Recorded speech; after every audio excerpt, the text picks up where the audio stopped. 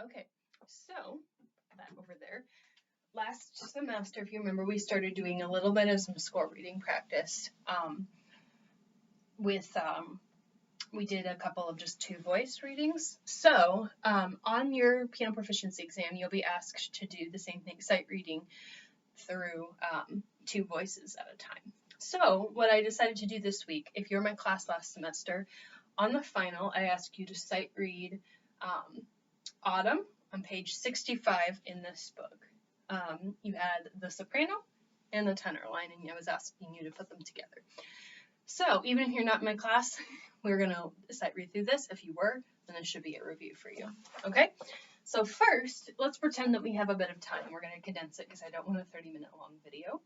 What I would recommend you do, you get the sight reading. You'll have more voices and you may not know. Sight read through every single one very slowly. And then with the time remaining, try practicing a couple. But today we're just going to practice doing that with two voices.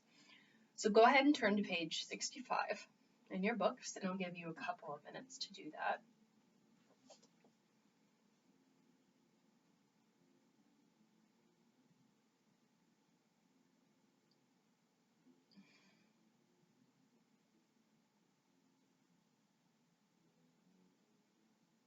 Okay, now you've hopefully found it. Let's go ahead and start with a soprano. Okay. So what I recommend is putting first 4 on E.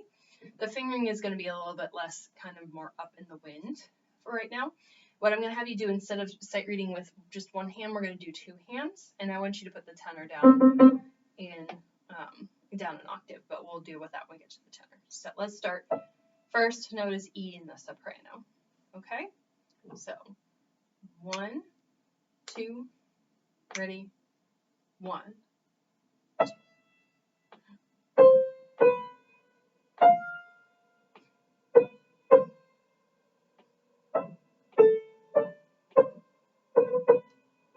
3, 1.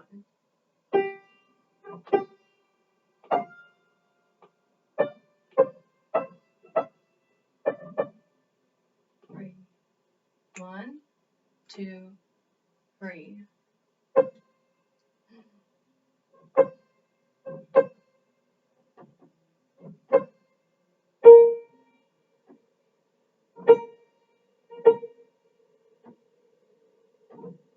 Okay, so now we're going to switch to the tenor. If you notice, we're going to be playing with our left hand, but we're reading in treble clef, so just make sure you're in the right clef. And we're going to take it down an octave. Start on your 4th finger, and then we'll move around from there. Okay? All right, so 1, 2, 3, 1, 2, 3.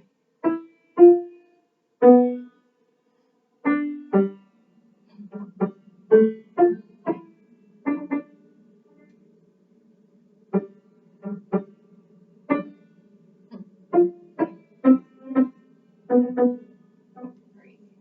1, 2, 3. 1, 2, 3. 1, 2, 3. 1, 2. Good. Okay. So a couple of tips. Don't be like I did. Don't be lazy. And the rest, see if you can go ahead and move your hands to the next position so that you're ready to go. Okay? All right. So with that being said, if you would like to, you can practice this on your own, just practicing reading these voices and then try putting them together. Or you can try playing along with me right now and putting them hands together and seeing how you do right off the bat with the sight reading. Okay? All right. So let's go ahead and start.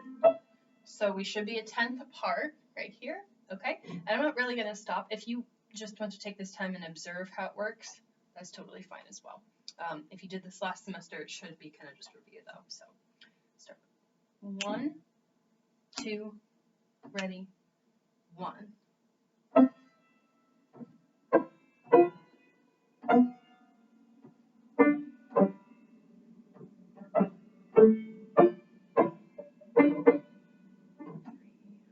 1.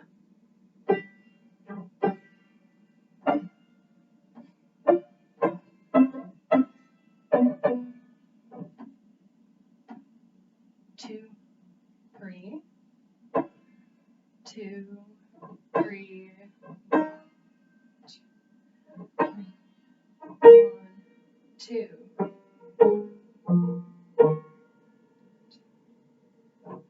Okay, if you tried playing along with me and it was kind of a bit of a fail, no worries, that's okay.